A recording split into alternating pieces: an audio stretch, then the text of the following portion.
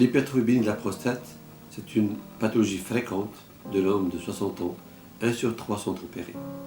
Depuis des années, l'évolution de la chirurgie endoscopique a montré des avantages et actuellement avec le développement de techniques nouvelles, notamment de laser, de vaporisation, nous avons pu incarcérer cette chirurgie de l'hypertrophie bénigne de la prostate dans une chirurgie ambulatoire pour donner plus d'avantages et de rendre cette chirurgie plus facile et plus simple pour les patients.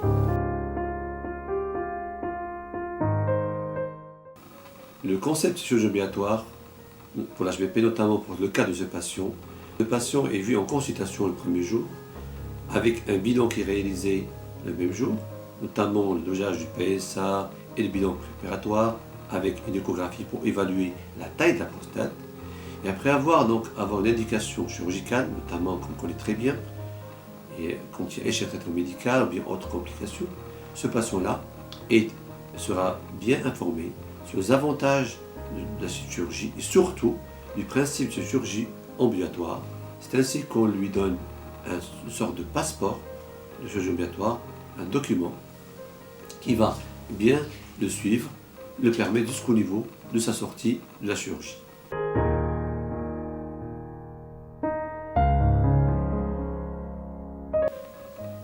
Après avoir été consulté, le patient est adressé immédiatement pour une consultation pré-anesthésie.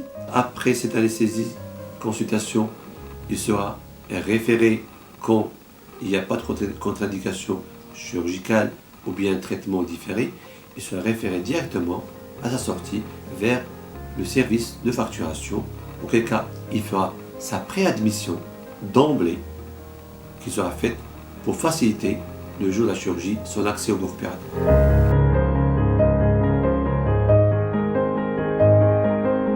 Après avoir fait sa préadmission, son numéro de téléphone est enregistré et une équipe sera chargée de l'appeler à J-1 du bloc opératoire pour l'informer est-ce que tout se passe bien, est-ce qu'il a tout son bilan, est-ce que ce bilan préparatoire a été fait, est-ce qu'il est prêt pour l'intervention, est-ce qu'il n'y a pas une annulation d'intervention. Le lendemain, le patient est admis le matin. Après avoir donc pris son dossier de préadmission, il sera orienté vers l'hôpital de jour. Une fois à l'hôpital de jour, il sera accueilli par l'infirmière qui est déjà informée du patient.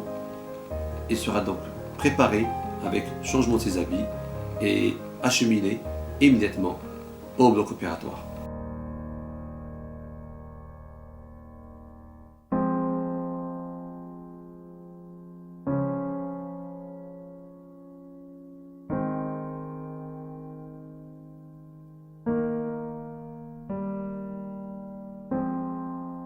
Au bloc opératoire, le patient est rapidement installé, il subit l'anesthésie notamment au péridurale, la anesthésie, et juste après l'acte opératoire qui est réalisé par une chirurgie mini-invasive, notamment une vaporisation prostatique, et sera par la suite orienté vers la salle de réveil auquel on attendra 1 heure ou 2 heures après avoir disparition de l'arachie pour qu'il sera réacheminé encore à son hôpital de jour de chirurgie.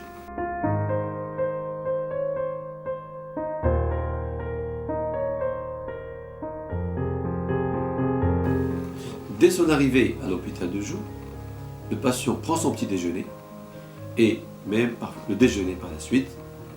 Et après 6 heures, et quand le réanimateur passe et lui donne l'ok de sortie, je passe le voir pour vérifier que tout se passe bien. Notamment, on n'a pas besoin de lavage dans ces cas d'HPP OP vaporisation. Et la sonde sera enlevée dans le cas où une prostate a été faite, une petite prostate réalisée, on peut l'enlever à sa sortie.